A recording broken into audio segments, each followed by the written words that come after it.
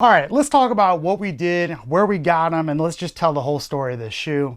These came from Japan. They were purchased for around $1,000. They're size 13, which is an ultra rare size. So what we did to them is we started with an interior cleaning on a separate video. We really got this tongue clean. We did the inside. We got rid of 36 years of God knows what. And then we went ahead and tackled the outside. And basically what we did with that is we did a full deep clean, we did a crease removal, and these creases, they were not good. These were terrible. I really didn't think they were gonna come out.